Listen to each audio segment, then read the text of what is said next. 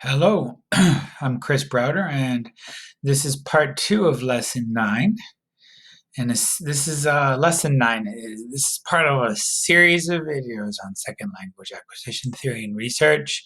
Lesson 9, we're talking about the role of social factors in second language learning. This is part 2. Part 1 was just a short introduction. Part 2 is largely review, but we go into some new theories that we haven't discussed in other videos at the end. So this this video is largely based on Rod Ellis's text, Understanding Second Language Acquisition. Ortega's text, Understanding Second Language Acquisition, and Seville Troig's text, Introducing Second Language Acquisition. So let's start off by talking about what we've already learned about social factors in this course. Let's start off by talking about theories of motivation and the social educational model. In our discussion of motivation during lesson 4, we learned about Gardner and Lambert's construct of integrative motivation. Integrative motivation is when learners want to learn a language because they seek integration with its people and their culture. According to Gardner, second language learning is the learning of another culture's symbols. Learners who find that culture attractive will be more willing to adopt its symbols. Research has generally shown that learners with more integrative motivation acquire the target language faster. Gardner's take on the role of social factors is referred to as the social educational model. It acknowledges that learning takes place in a social context, that the social context can affect learners' motivation, and that learners' motivation can cause more learning. Although Gardner viewed motivation as causing acquisition, we can already see that the relationship is actually more complicated and interactive than that. Learners' experience with a culture can affect their willingness to ability or integrate, which affects their language learning. But learners' proficiency, the result of that learning, can also affect their experiences with that culture. Language proficiency may allow for more access, and these new experiences can be motivating. But integrative experiences can also be discouraging or disappointing if they don't turn out to be good experiences for the learner. For this reason, more researchers are starting to view motivation as a process instead of a character trait. The learning environment affects the learner, which affects the learning, which affects their future interactions with the learning environment. In fact, most recent theories of motivation in SLA contend that learners have to be able to imagine a version of themselves that uses the second language, and they have to like that new self and want to see that new self become a reality badly enough to make it happen. Sociolinguistic SLA is a subfield of SLA that is based on research and theory from sociology. Sociolinguistic SLA concerns itself with the relationships between different groups within a society and how those relationships influence the second language acquisition of its members. One important theory from sociolinguistic SLA is Schumann's acculturation model. Schumann's model proposes that second language learning is a process of acculturation. According to Schumann, success in second language acquisition depends largely on something he calls social distance. Social distance, according to Schumann, is the social gap between the language group that the learner belongs to and the language group of the target language. Social distance affects access to the target language as well as willingness to learn it. Schumann identified 8 components of social distance. The first component is social dominance. With social dominance, one culture dominates the other, and this asymmetrical power relationship leads to asymmetrical language learning. For example, British citizens in colonial India usually did not learn the languages of the Indian people they dominated because they looked down on those people and their cultures. But the people of India learned English because it had a high social status and advantages. Notice that the same theory could also explain why US English speakers are often unwilling to learn Spanish, while Spanish speakers in the USA are often eager to learn English and sometimes even abandon the use of Spanish in their own homes because they believe abandoning it might give their kids some advantage with learning English.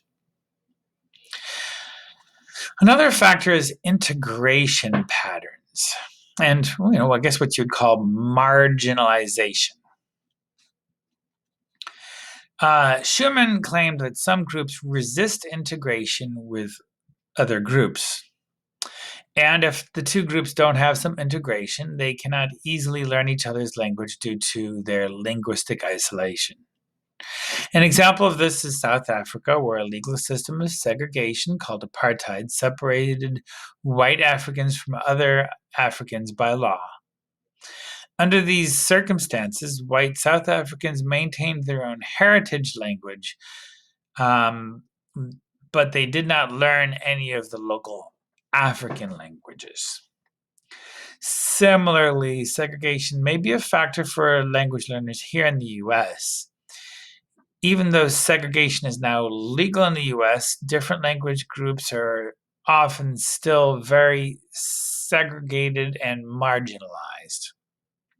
Hispanics, for example, tend to live in Hispanic neighborhoods and send their children to schools that are predominantly Hispanic. This can cause linguistic isolation and fewer opportunities to learn English. Fewer opportunities to use English, basically. Another is enclosure.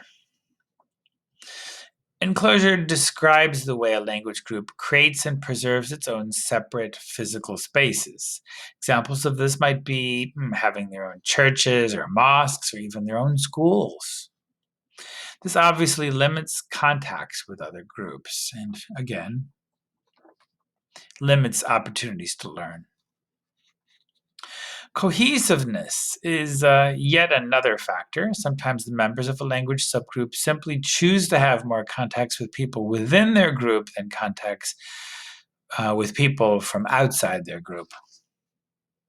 The size of a language subgroup is also important. It is easier for members of a group to stay separate from others if their group is larger. Another factor, cultural congruence, takes cultural differences into consideration. If the people from one group view the other group as very strange or different, then they may be less willing to adopt its language. Attitude is yet another factor because a group's attitudes about another culture will affect its willingness to mix. Finally comes intended length of residence. People who are living in a new country will be more willing to learn its language if they expect to stay there a long time. But of course, they will be less willing to make that investment of time and energy if they don't expect to stay there very long.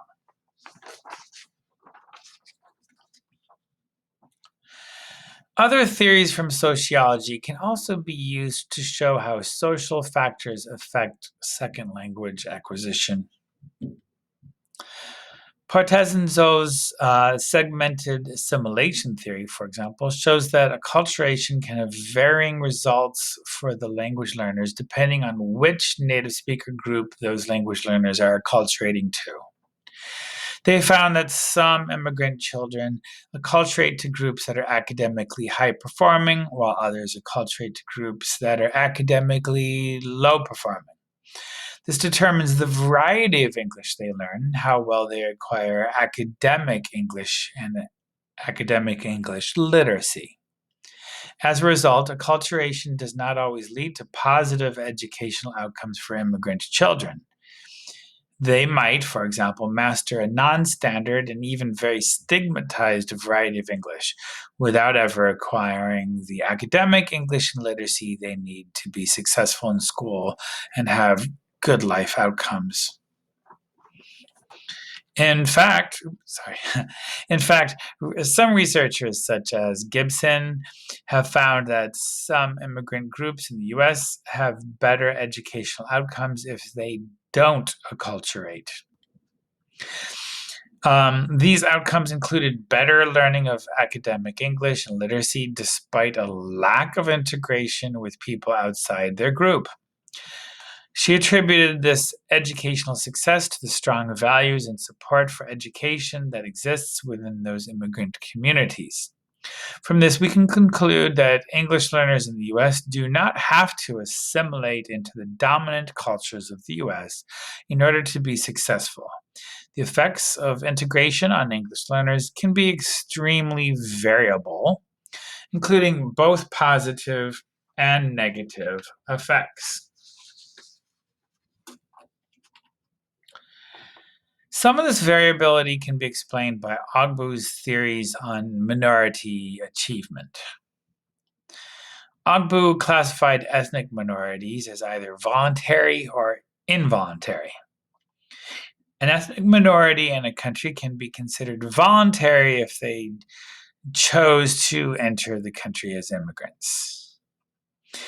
Those people generally left a worse situation to come to their new country, and as a result, they have that previous situation and its hardships as a frame of reference. This is that's actually the term Ogbu used, was frame of reference. So this immigrant frame of reference, or voluntary immigrant frame of reference, helps them persevere when faced with hardships in the new country.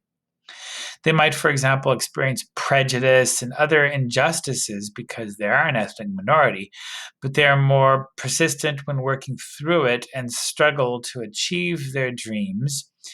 They have dreams for themselves in the new country and are more likely to achieve those dreams because of a sort of perseverance that results from having a different frame of reference.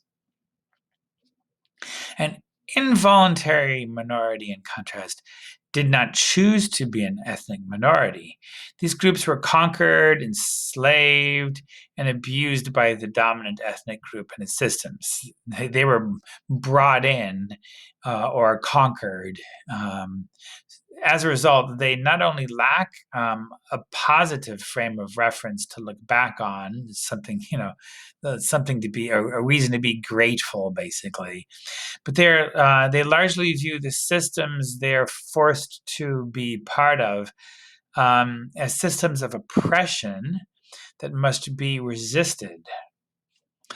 Ogbu hypothesized that this difference helped explain differences in educational outcomes if involuntary minorities viewed educational institutions as prejudiced.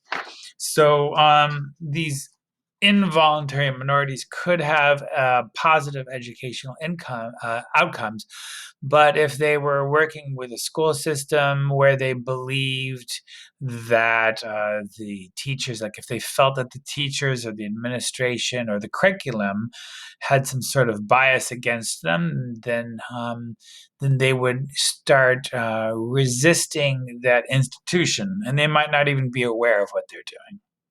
It's just a result of the history of their culture and their people having been enslaved, persecuted, or exploited. Voluntary minorities could experience the very same prejudice but be more persistent because of their frame of reference. Ogbu speculated, however, that some immigrants, some voluntary immigrants, might acculturate to involuntary minorities simply because of their race and ethnicity. So Spanish-speaking immigrants, for example, might find themselves living in a community and attending school with Hispanics of U.S. heritage who have been oppressed and exploited for many generations here in the U.S. If the voluntary minority conforms to a group of involuntary minorities, it could mean joining gangs and engaging in oppositional behaviors in school. Well, I hope this video was interesting and useful for you. Let's get ready for part 3. Thank you. Goodbye.